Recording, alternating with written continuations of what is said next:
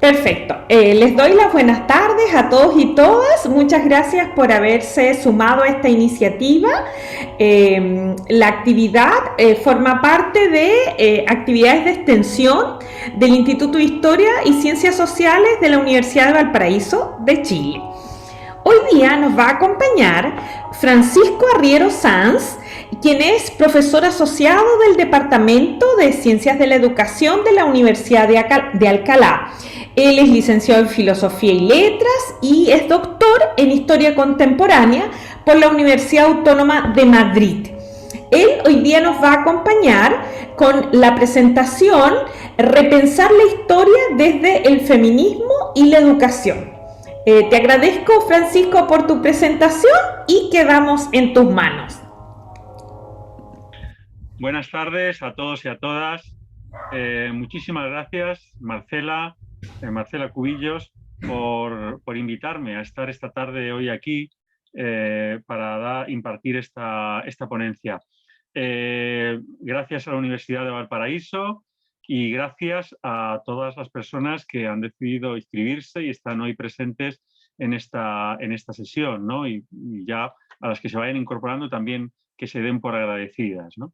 La verdad es que, bueno, pues que es mágico, ¿no? Es mágico estar a tantos miles de kilómetros de distancia y poder compartir estas reflexiones que vamos a hacer hoy. Bueno, pues os agradezco muchísimo el poder estar hoy aquí, ¿no? Cuando tú me digas, Marcela, ya directamente comienzo, ¿verdad? No esperamos más. Solo voy a hacer una precisión. Francisco, el profesor Arriero, va a exponer del orden de los 40-45 minutos y después vamos a dar espacio para preguntas del orden de los 15 minutos. En ese momento, los que quieran hacer las preguntas, como por una circunstancia externa a mi caso y al de Francisco, la estamos haciendo solo en formato digital porque ahora no vamos a contar con estudiantes debido a otras razones vinculadas a la carrera. Es perfectamente posible que realicen sus preguntas a través del chat y las leo y se las transmito a Francisco, o eventualmente si quieren abrir su cámara y la formulan. ¿Ya? Lo único que solicito es que sea lo más breve posible la formulación, de modo de privilegiar el comentario de Francisco. Ya entonces, cuando quieras. Muchísimas gracias, Marcela, otra vez. Por favor, me avisas cuando ya se me está agotando el tiempo, me avisas, me haces una seña, porque tengo tendencia a enrollarme demasiado y intentar que no seas. Bueno, lo decía, estoy tremendamente agradecido y me gustaría reflexionar sobre algunas cuestiones que considero fundamentales, cuestiones relacionadas con el título de esta ponencia. He titulado esta ponencia Repensar la historia desde el feminismo y la educación, y eso es lo que voy a intentar, plantear algunas preguntas y algunas ideas de cómo tenemos que aproximarnos a la historia, tanto al estudio de la historia como a la investigación histórica, desde una perspectiva de género y feminista, y qué puertas abre esta perspectiva tanto para los estudiantes como para los investigadores y también para los profesores, porque también me planteo cómo es esencial la mirada feminista también cuando enseñamos historia, también cuando ejercemos como docentes de historia. Advierto, y lo he dicho en algunas otras ocasiones, que lo que voy a contar no es demasiado original. Es algo que he aprendido de mis maestras, porque son maestras, como siempre digo e insisto mucho en esto, han sido siempre maestras de quienes he aprendido todo lo relacionado con el feminismo, todo lo relacionado con historia de las mujeres. También algunos maestros, pero en general maestras, porque han sido filósofas, historiadoras, sociólogas, las que me pusieron hace ya muchos años en la pista de qué era esto de tomar una perspectiva de género para analizar los procesos históricos, ¿no?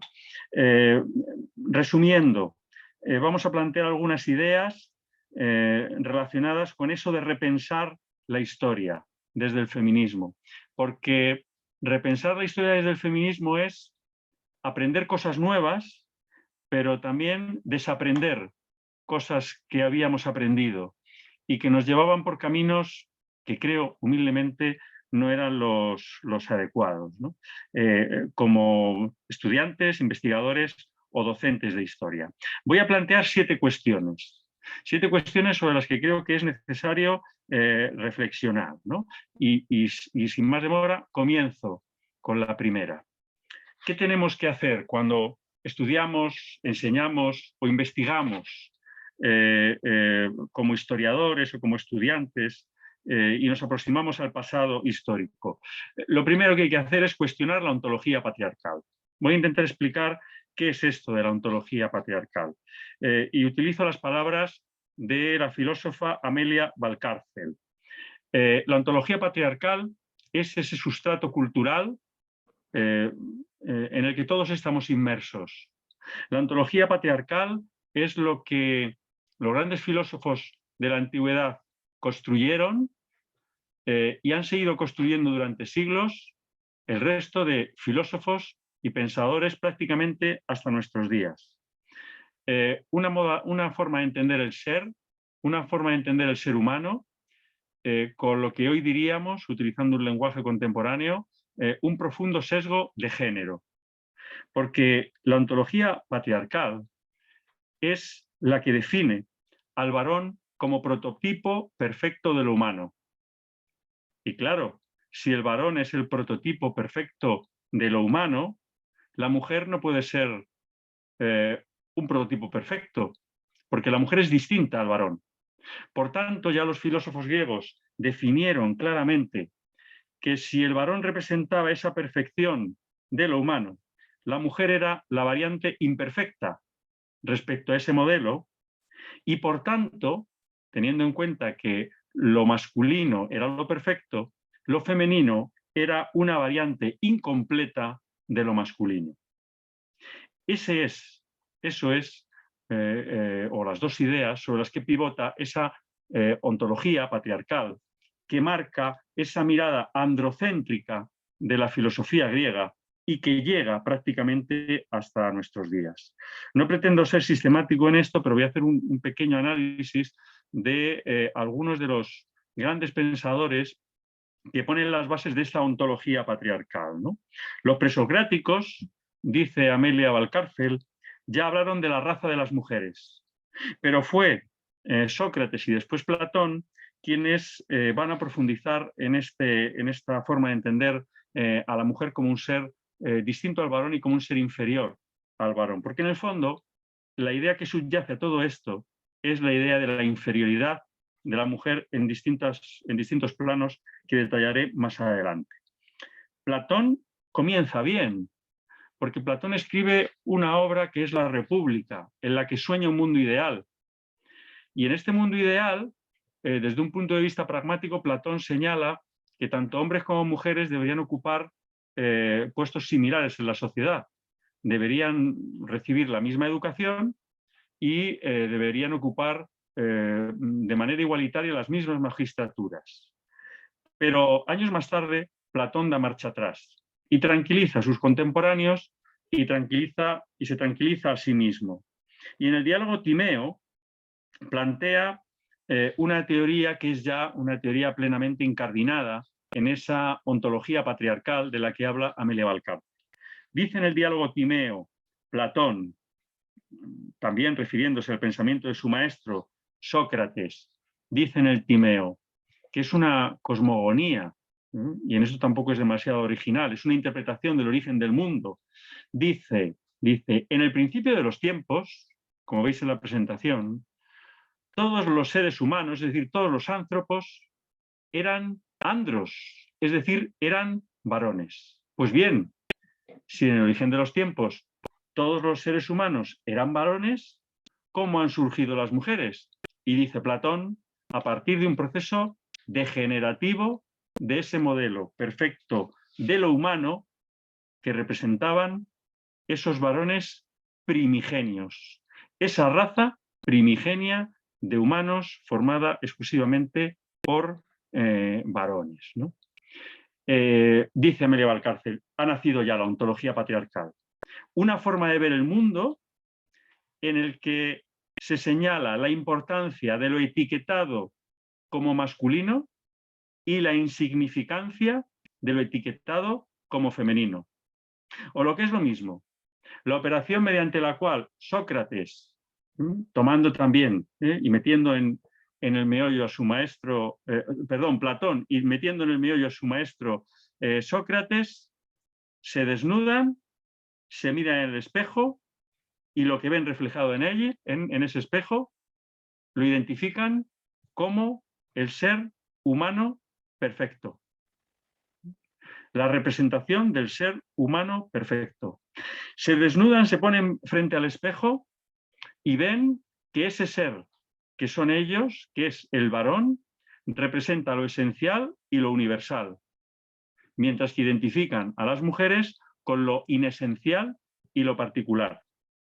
Algo así como decir, nosotros, los varones, somos el todo, ellas la parte. Nosotros, los varones, somos el uno, ellas lo menos uno. Nosotros, los hombres, somos el centro, ellas la periferia.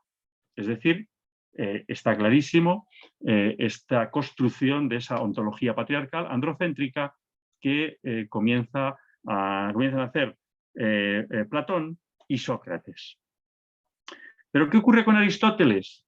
Pues con Aristóteles, dice otra pensadora feminista muy importante española, Celia Amorós, se produce la radicalización, más aún, de este discurso.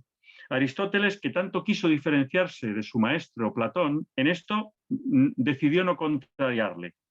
Eso sí, decidió superarlo. Decidió hacer un órdago, subir en la escala.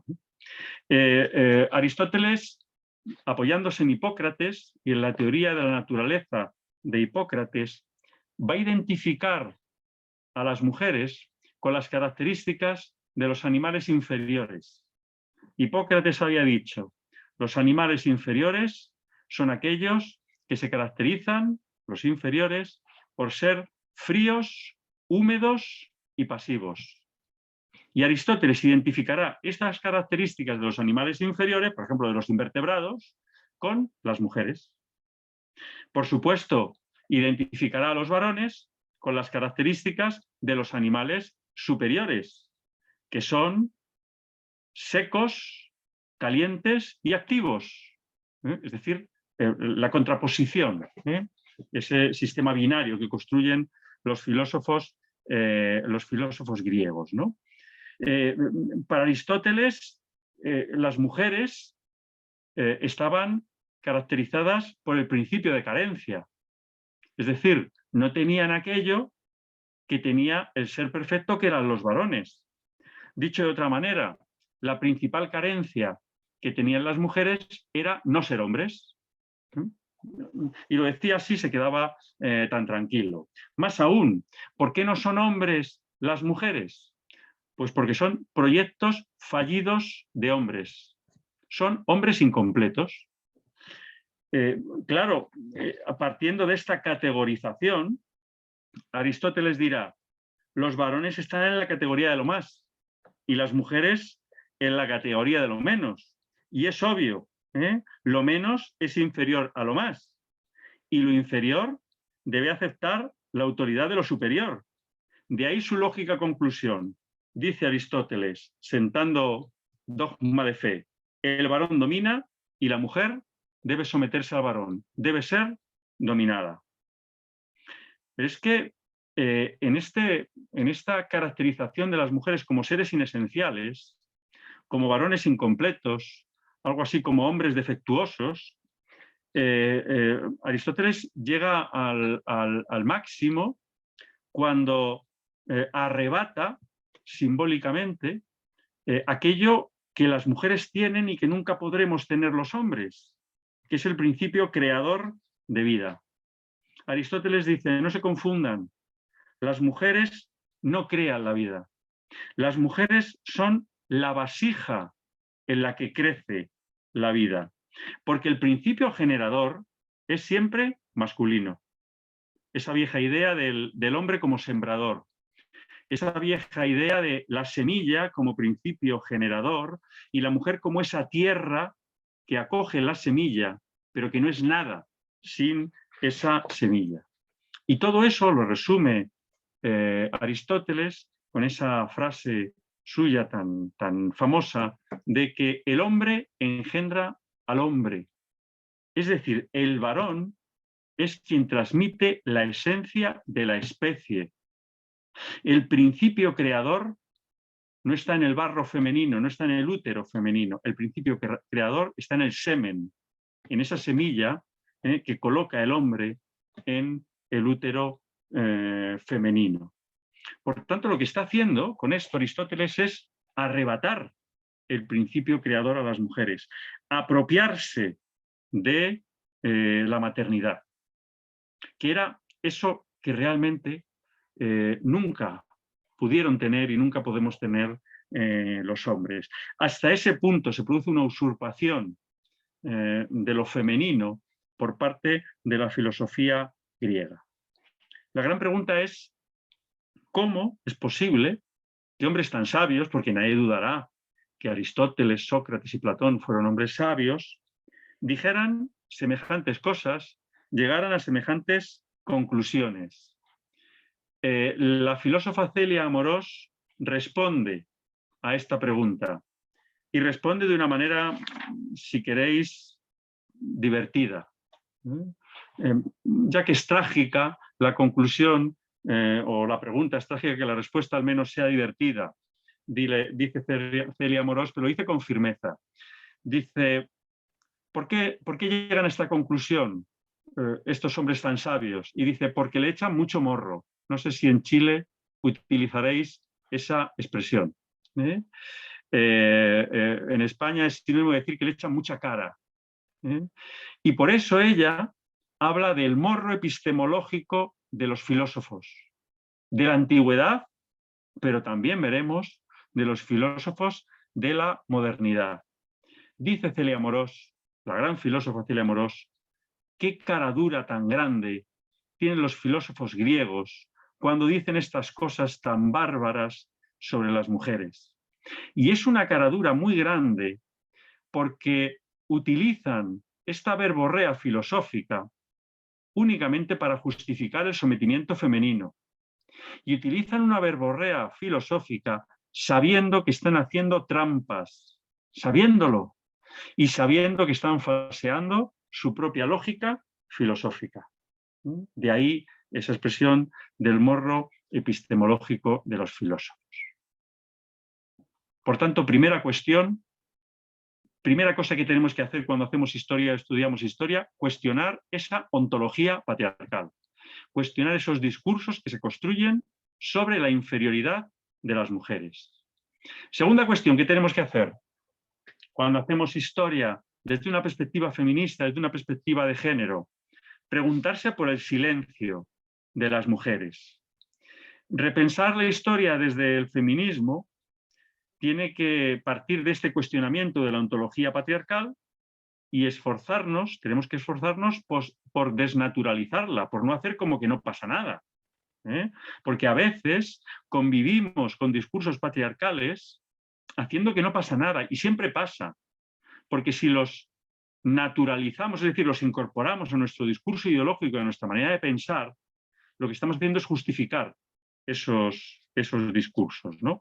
Esto es lo que hemos hecho los historiadores durante siglos.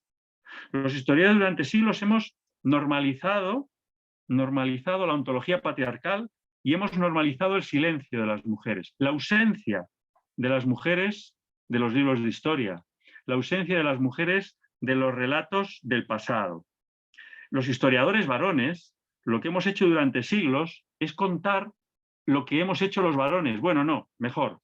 Los historiadores varones tradicionalmente hemos contado lo que hacían nuestros jefes, es decir, los poderosos. Porque los historiadores durante siglos nos hemos puesto al servicio de los poderosos, hay que decirlo.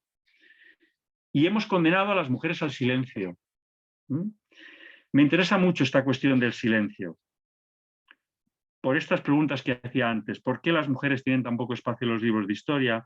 ¿Por qué la voz de las mujeres se escucha tan poco cuando hablamos del pasado, cómo se logró borrar el rastro de sus vidas en la historia, ¿eh?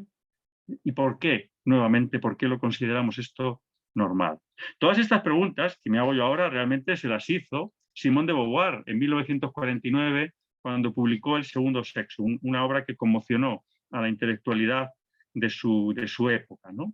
Simone de Beauvoir se dio cuenta de que los hombres nos habíamos apropiado de la palabra, nos habíamos apropiado del logos, es decir, nos habíamos apropiado del pensamiento. Y a partir de ahí habíamos construido una historia a partir de nuestras experiencias, ¿no?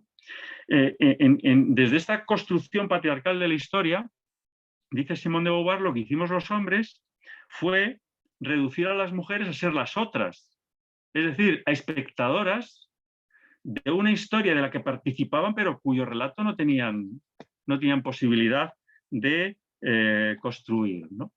Los historiadores decidimos durante siglos que lo que hacían las mujeres no tenía interés.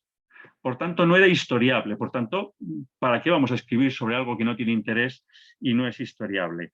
Mary Beard, especialista en el mundo antiguo, explica en su libro, que os he puesto ahí la portada, Mujeres y Poder, este proceso de apropiación de la palabra y del pasado y del discurso público que hemos hecho los hombres a lo largo de la historia y los historiadores en particular. Y lo hace a partir de una historia incluida en la Odisea, ¿no? Muy ejemplarizante, muy simbólica. Nos cuenta Mary Beard esa escena en la que Telémaco, el hijo de Odiseo, es decir, de Ulises y de Penélope, manda callar a su madre. Penélope ha pedido al aedo, es decir, al recitador, al rapsoda, que está contando y recitando una historia heroica de los grandes héroes del pasado, una historia heroica pero trágica. Lo que le dice Penélope al aedo es que deje de contar esa historia y que por favor cuente una historia más divertida, más gratificante, aunque sea menos heroica. ¿Y qué le responde el mocoso de Telémaco, que era un jovenzuelo, un adolescente? ¿Qué le responde a su madre? Madre, le replica Telémaco, vete dentro de la casa y ocúpate de tus labores, del telar y de la rueca. El relato estará al cuidado de los hombres y sobre todo al mío. Mío es, pues, el gobierno de la casa.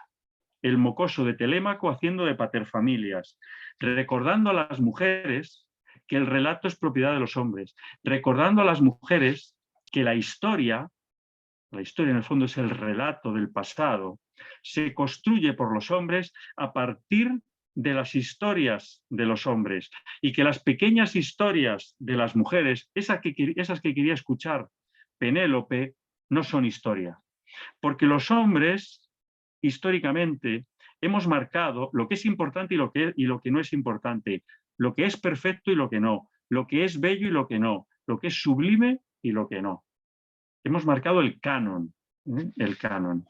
A mis alumnas y alumnos de la Facultad de Educación, futuros maestros y maestras, profesores y profesoras, les animo a estar alerta, a estar con los ojos muy abiertos y con los oídos también muy abiertos y a proyectar sobre los relatos del pasado una mirada crítica, una mirada feminista y de género. Por eso siempre les recomiendo un libro que no me cansaré nunca de dejar de recomendar a mis alumnos y a mis alumnas, que se llama Ética para Celia.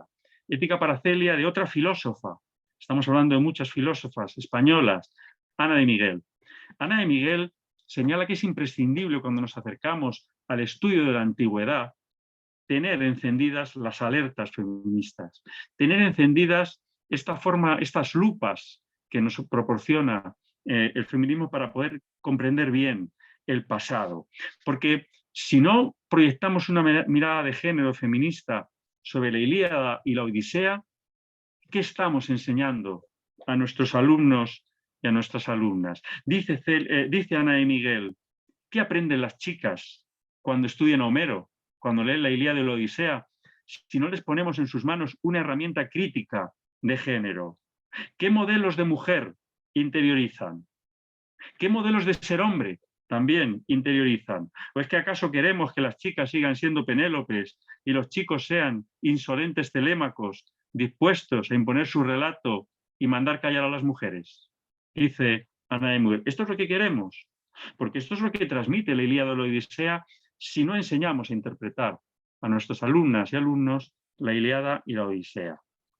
Pero bueno, seríamos injustos si cuando nos preguntásemos por el silencio de las mujeres echáramos las culpas de todo a la filosofía griega. El patriarcado es una construcción cultural que tiene muchos arquitectos y han sido muchos quienes han silenciado a las mujeres. Pongamos por caso las religiones, pongamos por caso el cristianismo. Durante siglos se ha silenciado a las mujeres en nombre de la fe. Y se ha silenciado a las mujeres a partir de relatos míticos, tan míticos como las cosmogonías homéricas, ¿no? Pensemos en el dios barbudo que imaginaron los iluminadores de los manuscritos medievales. Ese dios identificado absolutamente con el patrón masculino. Imaginemos quién fue el objeto del creador. No fue Eva, fue Adán, a quien crea primero y luego crea de manera secundaria Eva, un poco para satisfacer las necesidades de Adán. Pensemos en el pecado original. Como no podía ser de otra manera, el pecado original lo protagonizan dos figuras o dos representaciones femeninas, la serpiente y Eva, que por supuesto, siguiendo el análisis aristotélico y hipocrático que hacíamos antes, Eva y la serpiente tienen que ser frías, húmedas y pasivas. Por tanto, todo encaja, todo encaja. Es que encaja todo porque las grandes religiones monoteístas comparten relato, pero en el fondo en esto comparten relato también con las grandes religiones politeístas. Lilith, Eva o Pandora representan en el fondo a esa raza de las mujeres inclinadas al mal, porque al fin y al cabo, tanto Pandora como Eva lo que traen a la humanidad son desgracias. Eva es la primera que muerde de la fruta del árbol prohibido. Pandora la que abre la caja en la que estaban encerrados todos los males. ¡Qué casualidad! ¡Qué casualidad! Que politeístas y monoteístas se pongan de acuerdo a la hora de señalar a las mujeres como el origen del mal, de todos los males, de las desgracias humanas, de la muerte, incluso del trabajo. Incluso del trabajo. Ellas son las responsables de que tengamos que salir cada mañana a trabajar, ¿no? Con este discurso que construyen, por ejemplo, el cristianismo, el catolicismo, no es extraño que santos y teólogos se previnieran y se tomaran todo tipo de precauciones. Primero, para garantizar el papel subalterno de las mujeres y, en segundo, para convencer a las mujeres de que su lugar en la sociedad era un lugar subsidiario en el que tenían una misión fundamental que cumplir, que era obedecer a los hombres. San Pablo lo va a decir perfectamente. Se puede decir, como se dice en España, se puede decir más alto pero no más claro. Dice San Pablo en su carta a los Corintios: la mujer oiga instrucción en silencio, con toda sumisión. No permito que la mujer enseñe ni que domine al hombre, que se mantenga en silencio, porque Adán fue creado primero y Eva en segundo lugar. Y el engañado no fue Adán, pobre de él, sino la mujer, que seducida incurrió en la transgresión. Por tanto, cuando nos preguntamos por el silencio, hay que preguntarse por la responsabilidad que tienen las religiones, por la responsabilidad que tiene la filosofía griega, y por otras responsabilidades de las que vamos a seguir hablando más adelante. Porque ahora nos toca cambiar y pasar a la tercera cuestión de la que os quiero hablar hoy, que es que cuando hacemos historia o cuando estudiamos historia desde una perspectiva de género feminista, estamos obligados a revisar nuestras categorías históricas. Repensar la historia desde el feminismo nos obliga a cuestionar lo que hemos aprendido de las etapas históricas. Por ejemplo, nos obliga a repensar y a cuestionar si todo lo que nos contaron del humanismo, o todo lo que nos contaron del Renacimiento, o todo lo que nos contaron del siglo de las luces, es tal como, o fue tal y como nos han contado. Generalmente, por ejemplo, consideramos que el humanismo y el Renacimiento marcaron una etapa de apertura para la humanidad, una etapa de progreso.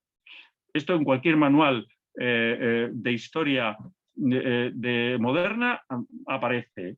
El humanismo, esa etapa en la que la razón comenzó a sustituir a la fe, esa etapa en la que el teocentrismo fue sustituido por una teoría antropocéntrica, donde Dios estaba en el centro, sitúan los pensadores humanistas al ser humano. Pero ¿fue realmente así? ¿Fue realmente así? Quizás si aplicamos la perspectiva de género, tendremos que cambiar algo el discurso. Y vamos a poner solo un ejemplo, porque no tenemos tiempo para más. Vamos a hablar de Tomás Moro. Tomás Moro es uno de los grandes filósofos y políticos del humanismo y del Renacimiento. Uno de esos hombres que alumbraron un mundo nuevo, una nueva forma de entender la humanidad, una nueva forma de entender la religión. Alguien que quiso recuperar la filosofía grecolatina y hacerla compatible con el pensamiento cristiano. Alguien que luchó contra la intolerancia, alguien que luchó contra la superstición. Pues bien, este mismo señor, este mismo Tomás Moro, que fue capaz de escribir un libro fantástico que se llama Utopía, este mismo pensador que es capaz de soñar con un mundo utópico, es incapaz de soñar con la igualdad de las mujeres. Es incapaz de ver a las mujeres como a semejantes. Este mismo Tomás Moro es el que siguió condenando a las mujeres al silencio, empezando por su hija. Su hija, Margarita Moro, Margarita Roper, de Casada, fue una de las grandes intelectuales humanistas de su tiempo. Colaboró con su padre, ayudó mucho a su padre en sus trabajos, en sus investigaciones. Tradujo al inglés al otro gran humanista, a Erasmo de Róterdam. Pero es que va a traducir la historia eclesiástica de Eusebio del griego al latín. Estamos hablando de una mujer, una cultura impresionante para la época. Es autora de algunas obras, por ejemplo, La utopía de las últimas cosas. Es decir, es una de las mujeres más cultas de su tiempo, pero que un día recibe una carta de su padre. Una carta de su padre en la que Tomás Moro le recuerda a Margarita Roper que para ella no está hecha el ágora, que ella puede escribir, pero que no debe ambicionar nunca que su obra sea conocida. Porque en esta carta cargada de hipocresía y de una doble moral, de una doble vara de medir, le dice Tomás Moro a su hija: no busques ni valores la alabanza del público, porque por el gran amor que nos tienes, considéranos a tu marido y a mí como el círculo de lectores suficiente de todo lo que escribas. Lo que está haciendo aquí Tomás Moro es condenando a su hija al silencio, que solo sus obras sean leídas nada más y nada menos que por su esposo y por su padre, que la República de las Letras no era el espacio para una mujer, y todo debía hacerlo por amor. Estar encerrada entre cuatro paredes por amor. Estar condenada al silencio por amor. Llevaba toda la razón la poeta y novelista María de Zayas y Sotomayor, una escritora madrileña del siglo XVII, cuando decía que el amor en manos de los hombres podía ser un terrible instrumento de sometimiento para las mujeres. Ese amor romántico que después veremos critican otras pensadoras. Además, la carta de Tomás Moro demuestra que los humanistas y los hombres del Renacimiento siguieron mirándose el ombligo, pensando que la humanidad eran ellos, tal y como habían dicho los filósofos griegos a los que tanto admiraban. Entonces la pregunta que nos tenemos que hacer es: ¿hubo renacimiento para las mujeres? ¿Hubo realmente esta época de luz, esta época de progreso, esta época de avance? Decimos que el Renacimiento fue un avance para la humanidad, pero ¿lo fue para las mujeres? Y la pregunta es, si no lo fue para las mujeres, ¿lo fue para la humanidad? ¿No estamos cayendo en una trampa? ¿No estamos volviendo a pensar que la humanidad la formamos únicamente los hombres, porque cuando analizamos la situación de las mujeres a partir del siglo XV, nos encontramos con una realidad tozuda, y es que aumentan los controles sobre las mujeres. El fortalecimiento de los estados modernos a partir del siglo XV lleva a un aumento del control sobre las mujeres. A partir del siglo XV comienzan a desaparecer las mujeres que estaban inscritas en los gremios y por tanto ejercían oficios. Se empiezan a poner trabas a las mujeres que participan en los gremios, pero es que además desaparecen definitivamente los nombres, pocos nombres, pero algunos nombres que habían aparecido de mujeres matriculadas en las universidades medievales, normalmente mujeres de la élite social. Pero es que a partir del siglo XV, a partir de finales del XV, esos nombres femeninos desaparecen. Las universidades se convierten en un coto absolutamente cerrado para las mujeres. Y después vendrá la intransigencia. De esto no tienen culpa los humanistas, pero a partir de la Reforma Luterana en 1517, la intransigencia va a llevar a un feminicidio que va a asolar Europa, que va a ser nada más y nada menos que la persecución de brujas. Por tanto, podemos decir, desde la perspectiva de género y desde los estudios feministas, que si bien se abren puertas para una parte de la humanidad en el Renacimiento y el humanismo, esa parte de la humanidad que representaban los varones, para las mujeres se les cierran. Y por tanto tenemos que cambiar las categorías. No podemos hablar de un progreso global de la humanidad. Tenemos que matizar de alguna manera esas afirmaciones. Y lo mismo ocurre cuando hablamos de la Ilustración.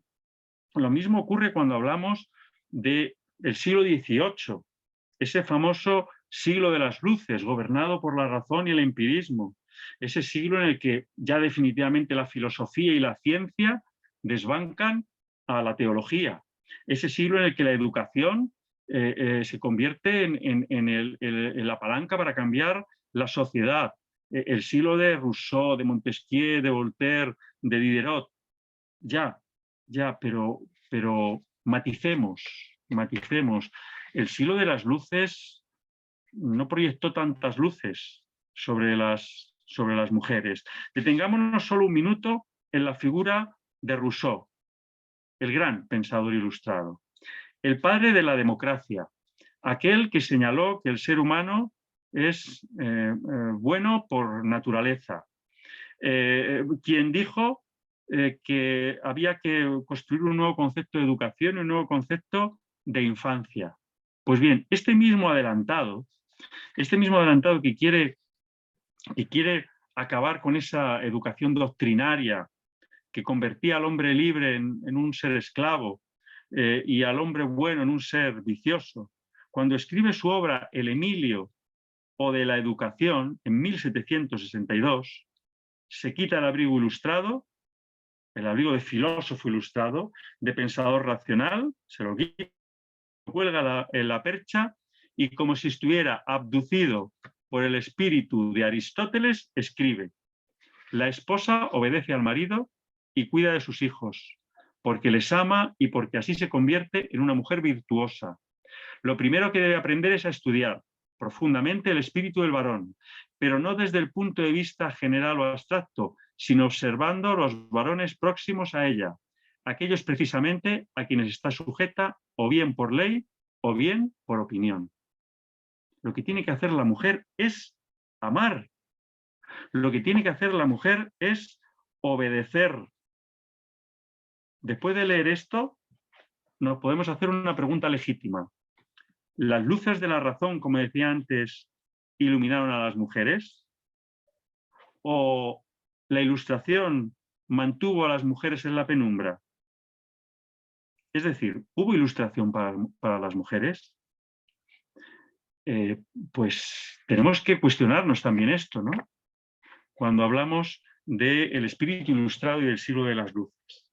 Y claro, si la Ilustración apagó las luces, si me permitís esta metáfora, a las mujeres, ¿qué hizo esa ideología hija directa de la Ilustración, que es el liberalismo?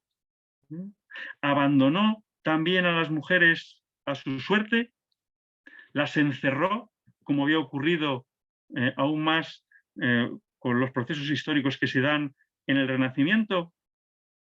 Cuando explicamos la Revolución Francesa, que es la consecuencia directa de la Ilustración y es la primera gran manifestación del liberalismo, ¿qué contamos de la Revolución Francesa? Hablamos de que la Revolución Francesa pone en el mapa el primer sistema liberal después del de Estados Unidos, pero el primer sistema liberal que nace de una profunda revolución y un cambio de las estructuras. Y cuando hablamos de la Revolución Francesa hablamos de la libertad, la igualdad y la fraternidad. Pero la libertad, la igualdad y la fraternidad, ¿para quién? ¿Para toda la humanidad?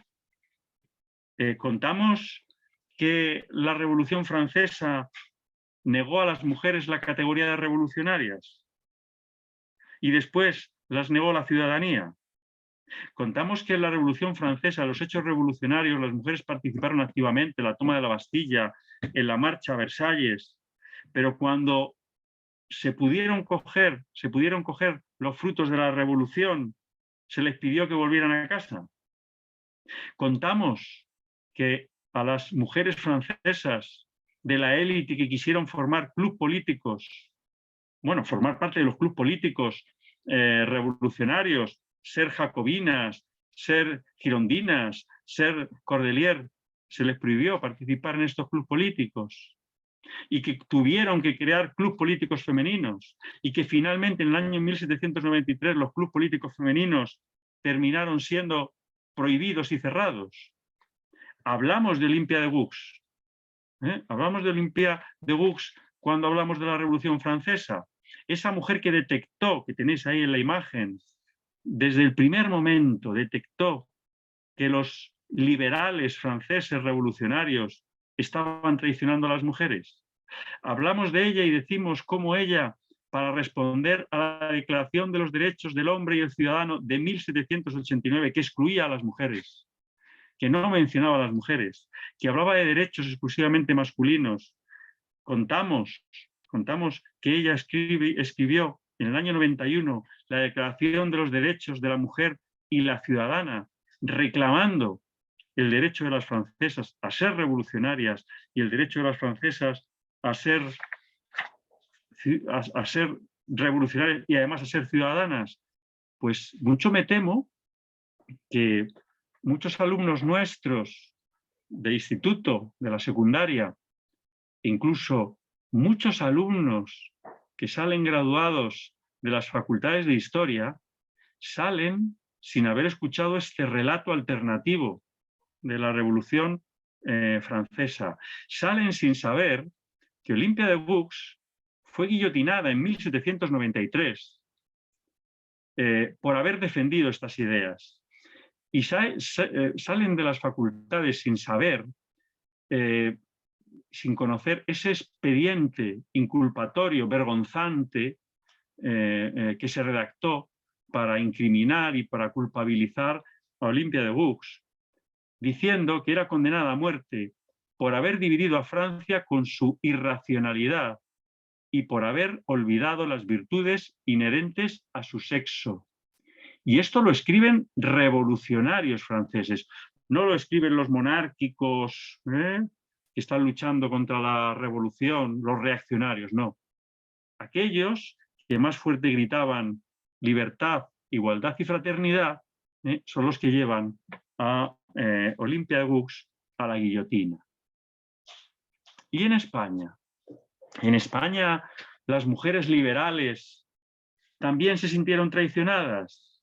Pues claro, también. Y os voy a hablar muy brevemente de una escritora que escribe 100 años después que Olympia de Gouges, Carolina Coronado, una escritora extremeña, una ferviente defensora del liberalismo progresista, una mujer que apoyó la instauración del liberalismo en España, en esa dura pugna que se va a establecer en España entre absolutistas y liberales. Carolina Coronado se da cuenta de que los liberales españoles han perpetrado la misma traición que los liberales franceses. En sus poemas aflora la desolación de quien se siente totalmente engañada por esos compañeros de lucha que habían sido y esos compañeros ideales que eran los hombres liberales. La frustración de Carolina Coronado está perfectamente justificada porque se da cuenta no solo de que las mujeres han sido abandonadas a su suerte por los liberales, sino que la revolución liberal, de la que se están beneficiando los hombres, la distancia que separa a los hombres de las mujeres. Porque mal que bien y con muchas dificultades, el liberalismo en España desde 1833 hasta 1890 había ido ampliando espacios de libertad, con muchas resistencias, con muchos problemas, y había ido concediendo derechos civiles a los hombres. Y poco a poco se había ido pasando del sufragio censitario al sufragio universal. En 1890 en España se instaura el sufragio universal. Es decir, individuos que no tenían derechos, varones, comienzan a tenerlos. Individuos que no podían participar en procesos electorales comienzan a poder participar. Pero ¿y las mujeres? Dice Carolina Coronado, las mujeres nos hemos quedado estancadas. Mientras los hombres avanzaban, nosotras nos hemos quedado en el mismo lugar que estábamos antes de la Revolución Liberal. Y por eso escribe estos dos poemas tan bellísimos en los que vuelca esa desazón. Libertad, ¿qué nos importa? ¿Qué ganamos? ¿Qué tendremos? ¿Un encierro por tribuna y una aguja por derecho? Libertad, ¿de qué nos vale si son los tiranos nuestros, no el yugo de los monarcas, el yugo de nuestro sexo? Libertad hay para el llanto, tuvímosla en todos los tiempos. Con los déspotas lloramos, con los tribunos lloraremos. Lloramos con los monarcas absolutos, pero lloraremos también con los tribunos, es decir, con los liberales, con esos liberales que en teoría nos deberían representar, pero no nos representan. Porque las mujeres, y esto lo dice en el segundo poema, no solo hemos quedado fuera del proyecto liberal, es que nos hemos quedado sin nación. Nos hemos convertido en extranjeras en nuestra propia patria. ¿Y por qué nos hemos convertido en extranjeras en nuestra propia patria? Dice Carolina Coronado. Porque ser extranjero es no tener derechos. Ser extranjero es no poder participar en la toma de decisiones. Ser extranjero es no tener derecho al sufragio. Ser extranjero, dice Carolina Coronado, es estar condenadas a ser menores de edad permanentes, porque eso decía el Código Civil Español de 1889, que las mujeres eran menores de edad permanentes que necesitaban durante toda su vida de un tutor que las representase. Y por eso escribe, pero os digo, compañeras, que la ley es sola de ellos, que las sombras no se cuentan, ni hay nación para este sexo. Por eso se siente extranjera Carolina Coronado. Por tanto, vaya que si tenemos que revisar nuestras categorías históricas, tenemos que revisar lo que sabemos del humanismo, tenemos que revisar lo que sabemos de la Ilustración y tenemos que revisar lo que sabemos de las revoluciones liberales y de los sistemas liberales que se construyeron en Europa y en todo el mundo, también en Latinoamérica, en el siglo XIX. La segunda cuestión de la que os quiero hablar es que cuando hacemos historia desde perspectiva de género, desde una perspectiva feminista, también tenemos que aprender a mirar. Y aprender a mirar es lo que intento transmitir a mis alumnos y alumnas del doble grado de Humanidades y Magisterio de la Universidad de Alcalá. Y para enseñarles a mirar, les planteo a mis alumnos una actividad que es muy poco original, pero que suele dar buenos resultados. Les digo que la historia no solo se lee, también se mira, y por tanto de ahí la importancia de la observación. Y lo que hago en una de mis clases es proyectarle estas imágenes. Proyecto a mis alumnos unas imágenes en las que aparece pues, un poco la línea de la evolución, en las que aparecen seres humanos pues, haciendo fuego, pintando en cavernas. Les proyecto algunos materiales pedagógicos, como ellos van a ser maestros y maestras, algunos materiales pedagógicos que son utilizados además por pedagogías avanzadas como la Montessori, para acercar este tema, el tema de la prehistoria, a los niños y a las niñas. Y les pongo infografías, esquemas con imágenes sobre las edades de la prehistoria, pues el paleolítico, el neolítico, la edad de los metales. Y les pido que durante unos minutos comenten estas imágenes. Les pongo, comenta estas imágenes, como veis ahí. Y mis alumnos comentan las imágenes. Y entonces mis alumnos y mis alumnas pues me dicen, bueno, la primera imagen es una imagen de la evolución humana, vemos a hombres pintando, aquí vemos a animales de la prehistoria y a hombres y seres humanos de la prehistoria, sin que reparen en que todas las representaciones de la humanidad que yo les he puesto, que son representaciones habituales en los libros de texto, solo hay representada una parte de esa humanidad. La humanidad masculina. Un poco para demostrarles cómo esa idea de la raza única de los humanos varones, o como esa idea de que el varón es el prototipo perfecto de lo humano, sigue presente en estas imágenes. Como esa idea de los filósofos griegos de que los varones representábamos a la humanidad, sigue estando presente en los textos escolares, sigue estando presente en los manuales que utilizamos para la enseñanza. Y les advierto de que han caído o de que sufren una grave dolencia, todos mis alumnos, cuando no se dan cuenta de este detalle importantísimo. Sufren de ceguera de género. ¿La ceguera de género qué es? Pues la ceguera de género es que los chicos, los varones, no se den cuenta de que aquí falta alguien, de que faltan las mujeres. Y ceguera de género es la que tienen las chicas cuando no detectan que ellas faltan y se identifican con esta representación de humanidad exclusivamente masculina. Y entonces les animo a superar la ceguera de género y les digo que hay formas alternativas de aprender a mirar. Primero hay que aprender a mirar e identificar aquí las ausencias, porque si aquí no identificamos las ausencias, en esta imagen lo que vemos es que el Homo faber, el hombre que crea, el hombre que construye, el hombre que genera, es siempre un varón. ¿Por qué no puso el ilustrador aquí alguna figura femenina? ¿Qué construcción mental tiene de la humanidad cuando representa únicamente una humanidad masculina inventando y creando? Aprender a mirar consiste en detectar estas fallas del pensamiento patriarcal que todos tenemos interiorizado, ¿no?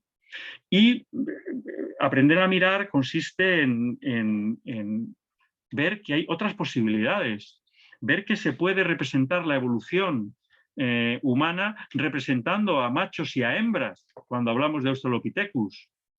Y combatir la ceguera de género y aprender a mirar significa poder identificar a una mujer como símbolo de lo humano. Aprender a mirar significa pensar una realidad diferente, pensar que por qué no, porque no hay nada que nos indique lo contrario, por qué no nos podemos imaginar comunidades de la prehistoria en la que hombres y mujeres cazaban y hombres y mujeres recolectaban, sobre todo en grupos humanos tan pequeños que necesitaban el aporte de todos los brazos.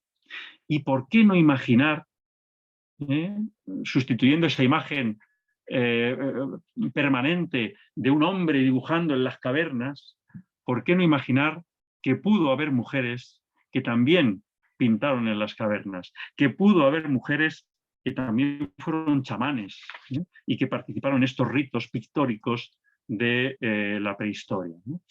Por tanto, la perspectiva de género nos tiene que servir para aprender a mirar y también para imaginar posibilidades y realidades distintas. Después de echarles la bronca por esta ceguera de género a mis alumnos, siempre les digo que hay que tener en cuenta que ellos son responsables de esa ceguera de género, porque hoy tenemos muchos medios para informarnos y tenemos muchas fuentes en las que nutrirnos, ¿no?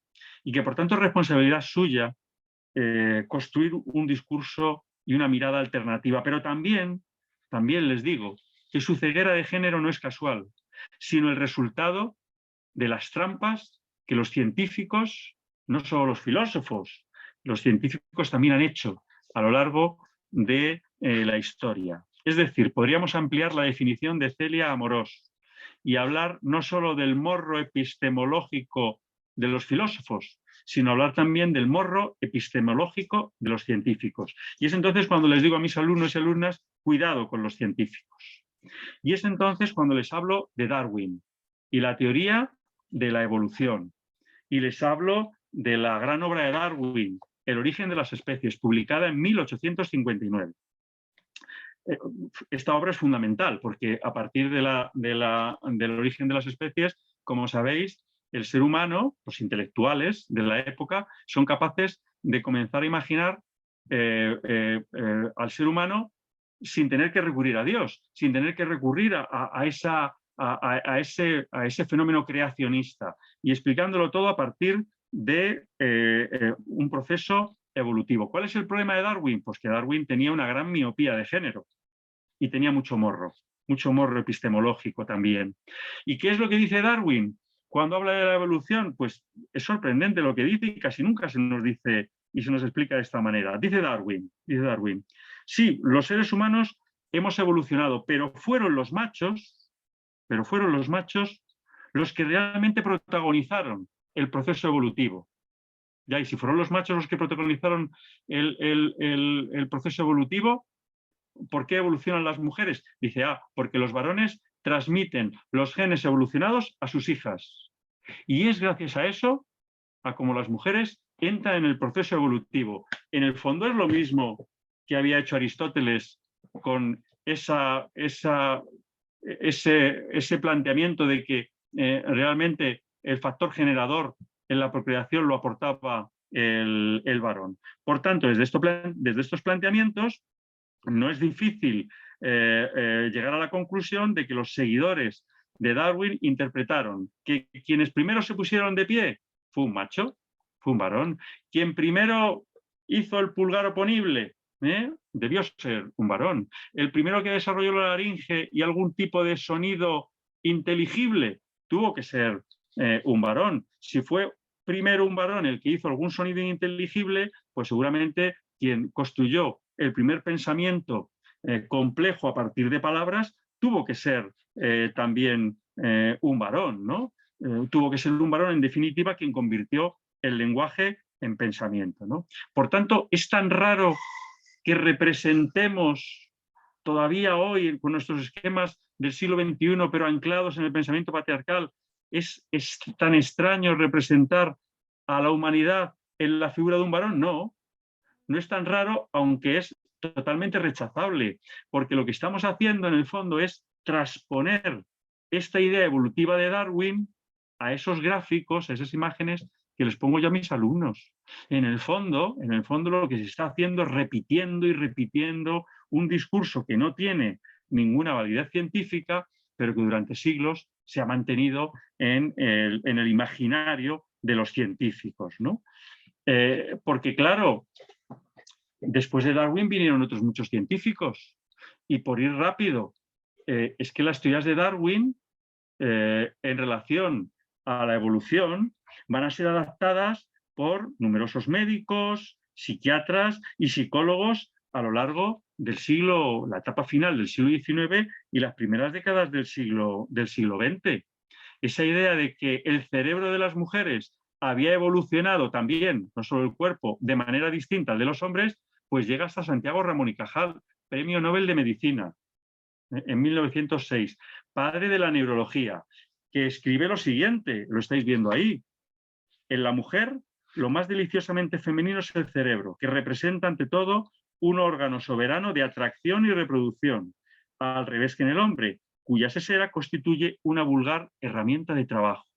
¿Qué es lo que está diciendo Ramón y Cajal con esto? Pues que el cerebro de la mujer está adaptado a la función para la que ha nacido la mujer, que es ser esposa y madre, para atraer a un varón y para reproducir la especie. Mientras que el cerebro del hombre, que con una falsa galantería dice es una vulgar herramienta de trabajo, es un cerebro perfectamente adaptado para crear, pensar y hacer.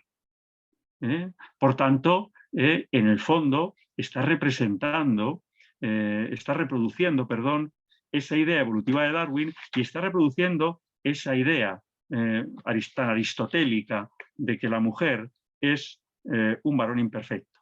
Porque un cerebro que solo está dotado para atraer y para reproducirse no es un cerebro característico de un ser superior, no es un cerebro característico de un ser humano pensante, ¿no? Para terminar con este punto de cómo debemos cuestionar lo que la ciencia dijo de las mujeres y cómo tenemos que tener cuidado siempre con los científicos, aquellos que están anclados en el pensamiento patriarcal, simplemente hablar de la sospechosa alianza que históricamente se ha dado entre filósofos, teólogos y científicos, peleados en todo, menos en opinar lo mismo sobre las mujeres. Sexto punto, ya vamos terminando. Algunos de mis alumnos y de mis alumnas cuestionan la teoría del morro epistemológico de los filósofos y de los científicos. Me dicen algunos de mis alumnos y alumnas, profe, es que tú eres un poco radical. Profe, es que eran hombres, esos filósofos y esos científicos eran hombres de su tiempo, no podían pensar de otra manera. Esta es la gran coartada. La gran coartada que mis alumnos y alumnas han escuchado repetir a sus profesores y a sus profesoras, a algunos de sus profesores y de sus profesoras, que han escuchado repetir en la televisión a tertulianos de todo tipo, o que han visto escrito en hilos de Twitter. No caigamos en el presentismo, dicen todas estas voces, y no traslademos nuestros valores al pasado.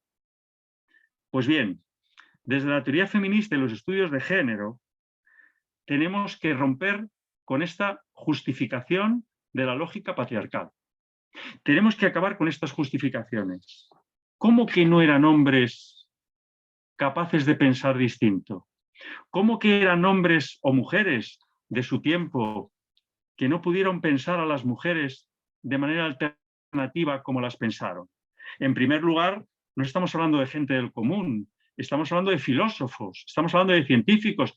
Y hombre, algo les podemos exigir a los científicos y a los filósofos, y es que piensen de manera alternativa, que piensen más allá de lo que pensamos el común de los mortales, ¿no? Si se quieren llamar científicos y filósofos. Pero es que además hay un argumento de hierro, que contraviene esta idea de la justificación patriarcal de eran hombres de su tiempo. Y es que hubo otros hombres y otras mujeres que sí fueron capaces de pensar de manera distinta. Y si hubo uno, solo uno, que pudiera pensar de manera distinta, eso quiere decir, y fueron más, eso quiere decir que era posible pensar de manera distinta. Y lo que hay que preguntarse es por qué estos grandes filósofos no lo hicieron. Porque tuvieron la capacidad para hacerlo. Y es entonces cuando les hablo de algunos insignes representantes de esta forma de pensar alternativa, antipatriarcal, diríamos hoy. Les hablo de Safo de Lesbos en el siglo VI a.C., les hablo de Hipatia de Alejandría en el siglo V después de Cristo, de Cristín de Pisano, de Teresa de Cartagena en el siglo XV, de Sor Juana Inés de la Cruz, de María de Zayas y Sotomayor en el siglo XVII, de Olimpia de Gux, que hemos visto antes, de Mary Wollstonecraft, que critica profundamente las teorías de Rousseau, de Condorcet, que defiende el derecho al voto en la Asamblea Nacional Francesa, pero se queda solo defendiendo el derecho al voto de las mujeres, el derecho a la ciudadanía. También podemos hablar de John Stuart Mill, del que hablaremos después, de Concepción Arenal en el siglo XIX. Es decir, personas que sí fueron capaces de pensar en una clave distinta a el modelo patriarcal establecido por los grandes filósofos, por los grandes científicos y por los grandes pensadores. Y les hablo de Safo de Lesbos en el siglo VI a.C. y les digo que esta mujer se atrevió a cuestionar ese modelo masculino de lo humano y ese modelo de belleza masculina y esa exaltación de la guerra que hacía la épica griega de su tiempo, y frente a la épica guerrera contrapone la lírica. Y frente a la exaltación de la figura del héroe y la exaltación de la guerra que van a hacer los poemas homéricos, ella plantea la exaltación de la belleza, el respeto a la naturaleza, el amor de la amada. Solo os voy a leer rápidamente estos poemas porque creo que además son poemas que vienen a cuento. En esta época de guerra en Europa, en esta época en la que lo épico y lo bélico vuelve a estar en la escena y vuelve la guerra a sonar muy cerca de donde algunos de los que estamos aquí hoy vivimos, leer una exaltación de la belleza y leer algo como lo que dicen estos poemas, yo creo que puede ser muy nutritivo y muy gratificante, ¿no? Escribe Safo de Lesbos: dicen que es una hueste de jinetes o una escuadra de infantes o una flota lo más bello de la tierra, mas yo digo que es la persona amada. Y eso ahora me recuerda a mi Anactoria ausente. Preferiría ver su andar amable y el brillo chispeante de su cara que un tren de carros lidios o una hueste de infantes con sus armas. Esa era la belleza para la poesía épica. Los carros de combate, los infantes con sus corazas resplandecientes y sus cascos. Para Safo no. Para Safo la belleza es su amada. De la misma manera que escribe: tengo una linda niña con la hermosura de las flores de oro, Cleide, mi encanto. Por ella daría yo la Lidia entera y mi tierra querida. La Lidia era un territorio que habían conquistado a sangre y fuego los griegos, ¿no? Pues ella estaba dispuesta a devolver esa tierra, estaba dispuesta a entregar su propia tierra a cambio de la vida de su hija, a cambio de la belleza de su hija, ¿no? Esto en tiempos de guerra sería muy importante que lo escucharan algunos. También se salió de la lógica patriarcal, y voy muy deprisa porque voy muy mal de tiempo ya, ¿verdad, Marcela? Sí, estamos un Sí. poco justos, así que el ideal es que cerraras dentro de poco para poder dar tiempo si hay preguntas o comentarios. Cierro en 5 minutos, yendo muy deprisa, ¿de acuerdo? Christine de Pizan también rompe con esta lógica patriarcal, deja de justificar esta lógica patriarcal. Christine de Pizan es una intelectual de comienzos del siglo XV, que escribe una obra fantástica, La ciudad de las damas, en 1405, es decir, una fecha realmente asombrosa para escribir lo que escribe. Christine de Pizan es un personaje fascinante, es una monja francesa, es un personaje fascinante porque nos cuenta en La ciudad de las damas cómo no puede entender cómo los grandes filósofos del mundo antiguo y sus filósofos de su tiempo, los filósofos contemporáneos, dicen tantas barbaridades sobre las mujeres. No entiende cómo los filósofos pueden hablar de las mujeres como seres monstruosos prácticamente, como seres peligrosos. Y entonces dice ella en La ciudad de las damas, estaba en estado de shock cuando de pronto, y aquí utilizo una estrategia típica de la didáctica medieval, veo que entran 3 damas maravillosas con sus vestidos lujosos en mi celda. ¿Y quiénes son estas 3 damas maravillosas que entran en mi celda? Pues 3 personajes arquetípicos. Razón, rectitud y justicia. Y Christine de Pizan se pone a hablar con estas 3 damas. Razón, rectitud y justicia. Y en esos diálogos utiliza a estas 3 damas, Christine de Pizan, para exponer sus ideas. El diálogo con razón es maravilloso, maravilloso. Es un diálogo largo, maravilloso, en el que lo que le está preguntando en todo momento Christine de Pizan a razón es cómo es posible que digan esto y esto y esto los hombres de las mujeres. Y razón le responde a Christine de Pizan. Le responde muchas cosas, pero una de las cosas que más me gusta a mí que le responde es: mira, Cristina, creo que no es necesario seguir para que te enteres ya. Todas las necedades y tópicos que se cuentan sobre las mujeres son mentiras. Han sido inventadas y están siendo forjadas todavía a partir de la nada y en contra de toda verdad, porque son los hombres los que mandan sobre las mujeres y no éstas sobre sus maridos. Ellos jamás lo soportarían. Pone el dedo en la llaga, Christine de Pizan. Todo lo que dicen los hombres sobre las mujeres son patrañas. Fijaos, muchos años después, John Stuart Mill va a escribir lo siguiente, en concreto 464 años después de que Christine de Pisan escribiera lo que hemos leído antes, John Stuart Mill va a escribir prácticamente lo mismo,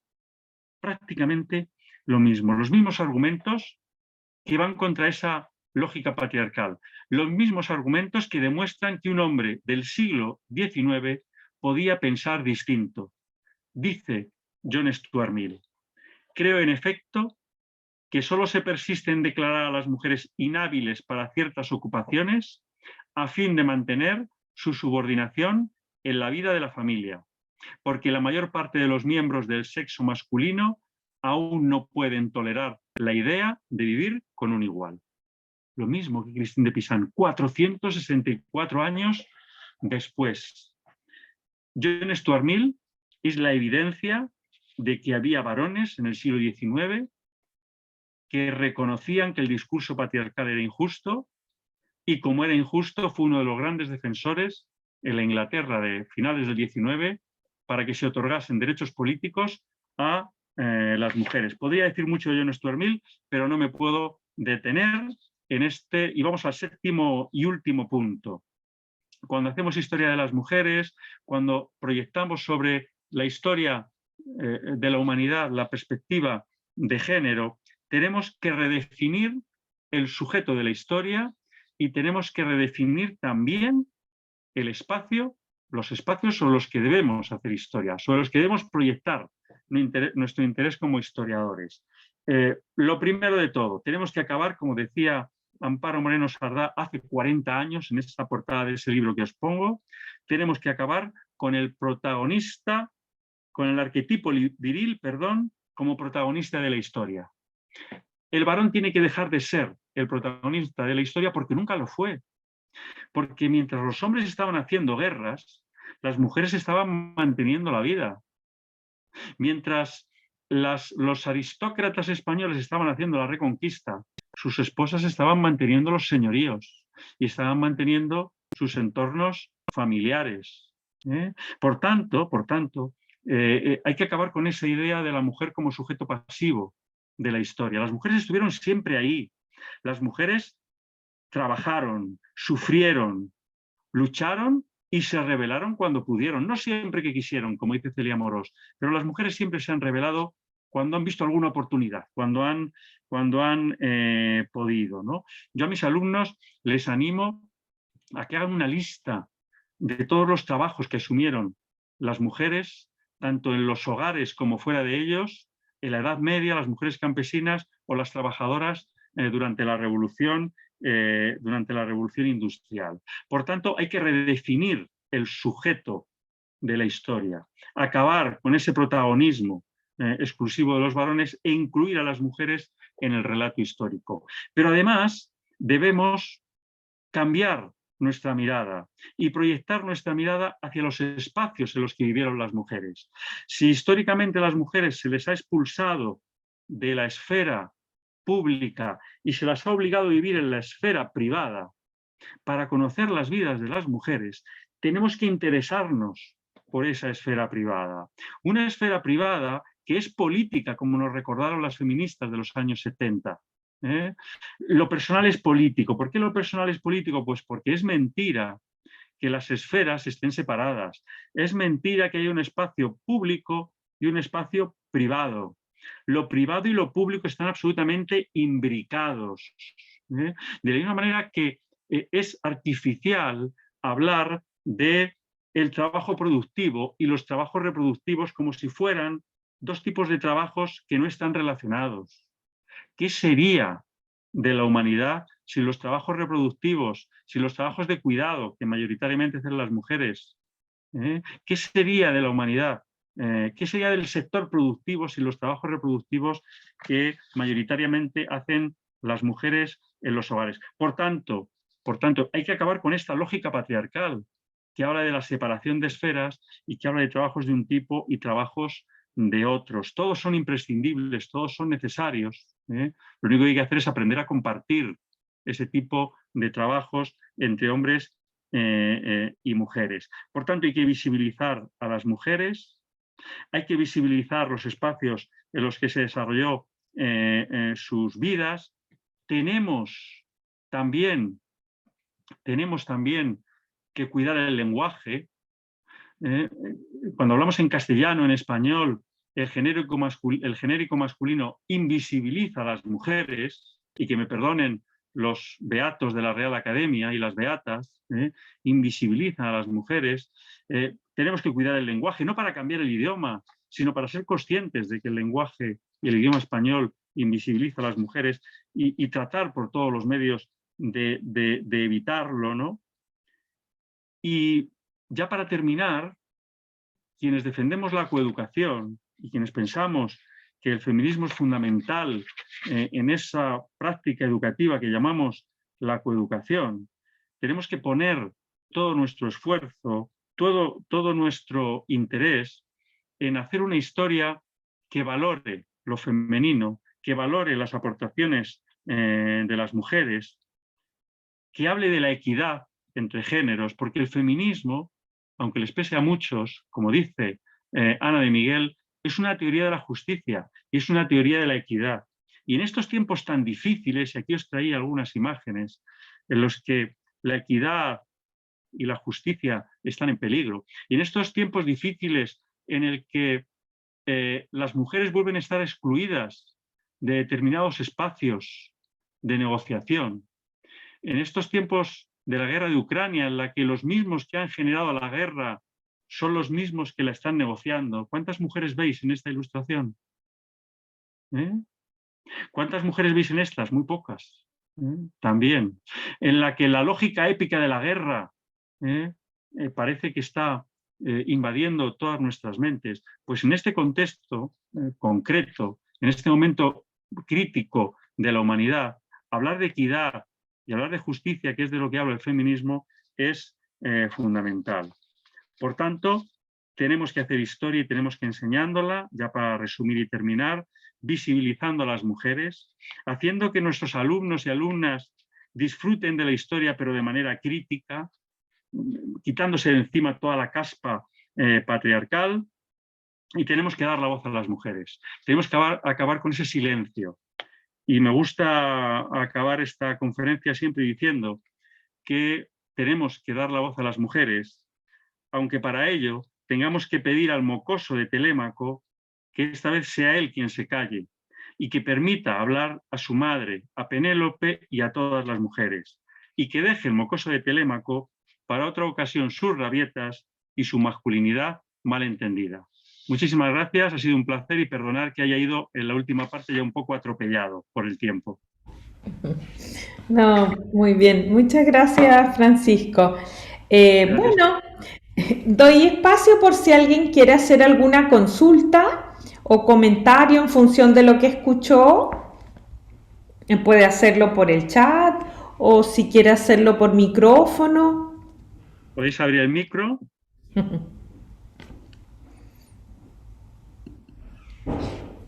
A ver si he ido muy deprisa para que hubiera preguntas y ahora no va a haber preguntas.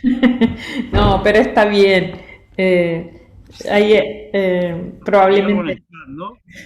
Sí, Me dice Alfonso, me felicita Alfonso, es un amigo.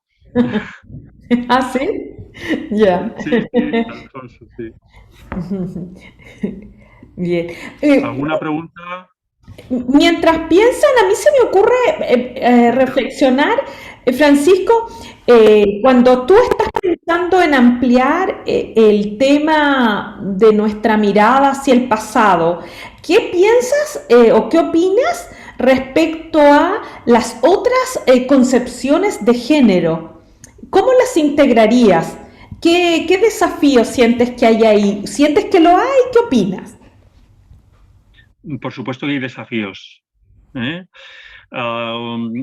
Normalmente, tradicionalmente, nos hemos manejado en una lógica binaria, ¿no? Hemos hablado de masculinidad y feminidad, de hombres y de mujeres. Pero claro, el mundo está en profunda transformación, ¿no? Y ahora nos encontramos con otras identidades, ¿no?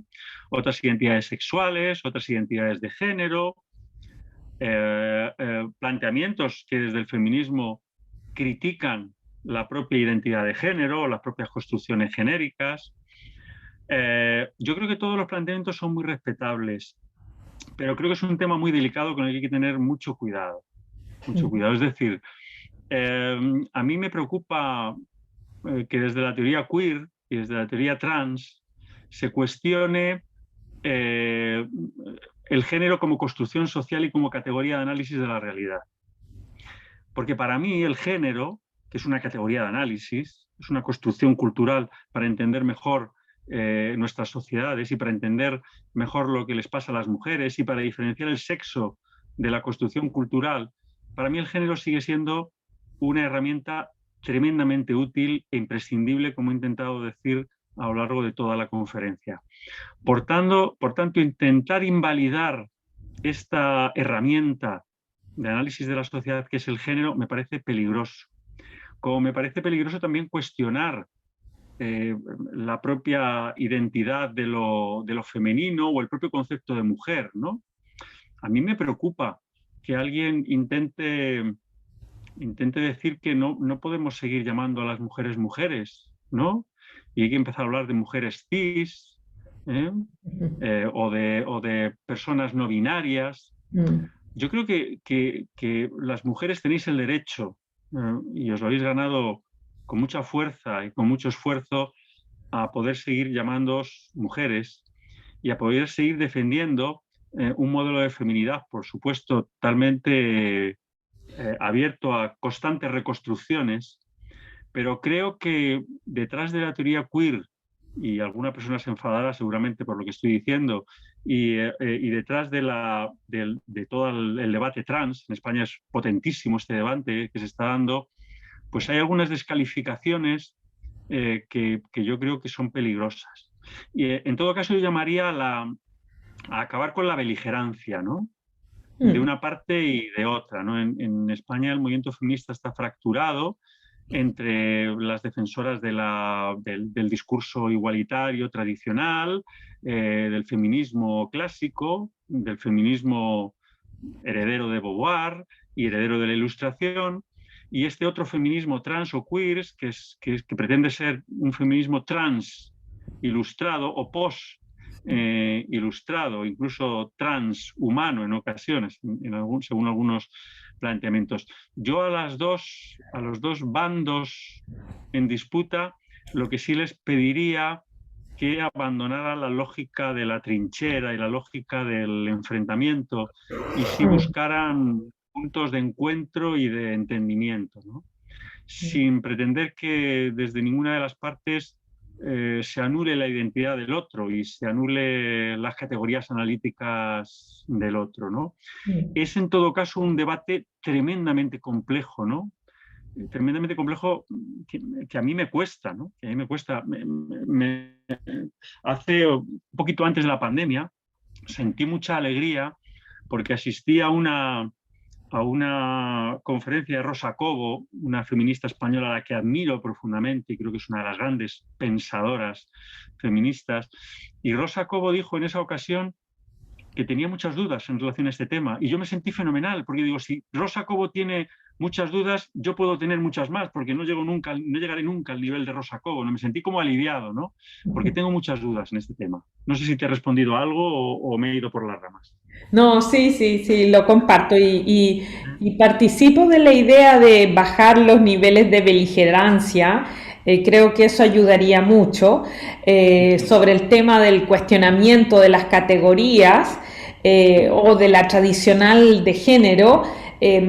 También comparto, yo soy proclive a pensar de que más que cuestionar el concepto, debiéramos ser capaces de integrar los otros y tener conciencia que estamos en una época, yo lo llamo como adentro del caldero, estamos en el calor de la cocción, de la cual yo creo que va a resultar cierta calma en un cierto tiempo más y que probablemente va a dejar que algunos conceptos se instalen, decanten en una mirada, claro, más abierta.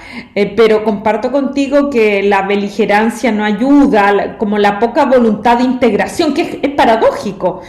porque se ha buscado que se integre a las mujeres y con el tiempo a toda la diversidad de género, pero con el avanzar esta propia diversidad ha ido anulando los otros casos, o no sé si en la praxis, pero en el discurso, al menos yo lo veo en las Efectivamente. marchas.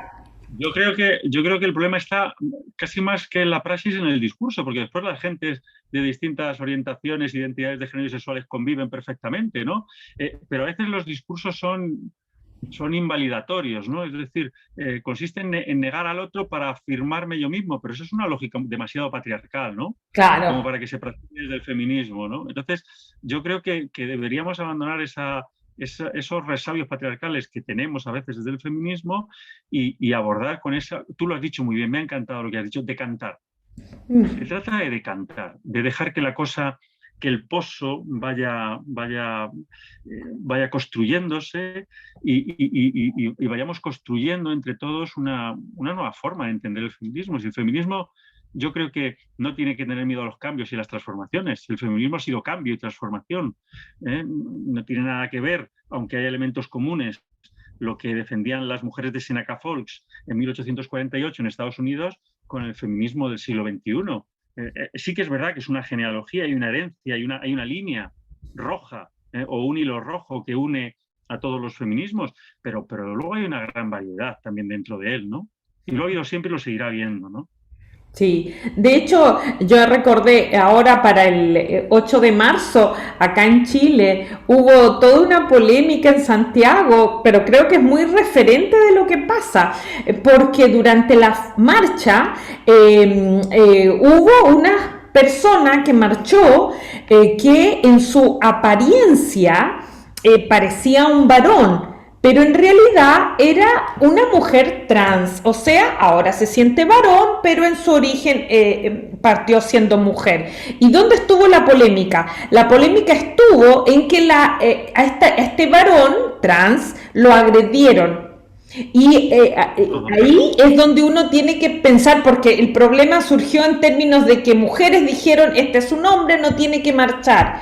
Pero este varón, que hoy es varón, nació mujer y se siente parte del conglomerado femenino, no en el sentido del género, sino de la lucha por la que pasó para llegar a lograr su transformación. Por lo tanto, quiso participar de la marcha, pero algunos lo empujaron y lo maltrataron. Entonces, lo planteo porque justamente son esas situaciones las que en esta actitud como patriarcal, solo mujeres radicales, que puede provocar situaciones que uno no conoce en particular y que no es justo dejarlos fuera, porque si estas otras personas se sienten parte de la comunidad, avancemos hacia una sociedad más integradora, no represora ni con lógicas patriarcales que simplemente cambian los trajes pero se perpetúan.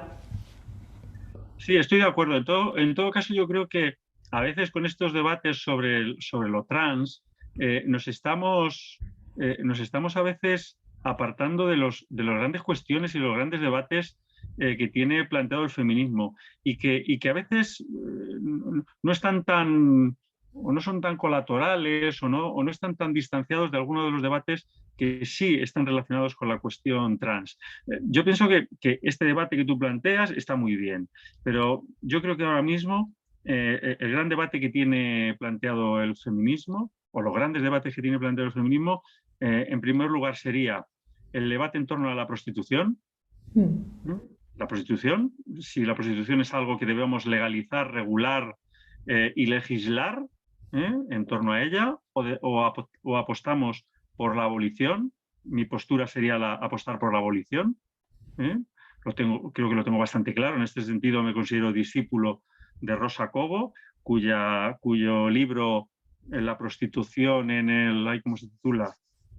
La prostitución en el corazón del capitalismo, editado por La Catarata, si no recuerdo mal, os recomiendo. Habla que la prostitución es una manifestación extrema del capitalismo, es un producto del capitalismo. en su manifestación actual, aunque ha existido antes del capitalismo. Y el otro gran debate es el de los úteros de alquiler. Mm, Si regulamos, no regulamos. Mi postura es que no hay que regular, o si hay que regularlo, hay que hacerlo de una manera tremendamente estricta. En principio no regularlo, pero si hubiera que regularlo de una manera estricta para que nunca fuera un negocio, para no crear granjas de mm, mujeres que gestan hijos para los ricos del mundo, claro. para los ricos del mundo. Estamos viendo, la guerra está destapando que Ucrania se Mm, estaba convirtiendo en una de estas granjas de sí, mujeres gestantes, ¿no? Miles de mujeres estaban por necesidad, porque no es otra la razón, por necesidad estaban prestando sus úteros para que otros pudieran tener hijos, famosos y famosas, ricos y ricas. Estos son los grandes debates y, por supuesto, después no olvidarnos nunca de la variable de clase social. El feminismo no puede enredarse en debates identitarios, absolutamente identitarios, como a veces es el debate sobre lo trans, y olvidar a las mujeres de abajo, a las mujeres pobres, a las mujeres que necesitan conquistar derechos, conquistar el derecho a las dignidades básicas.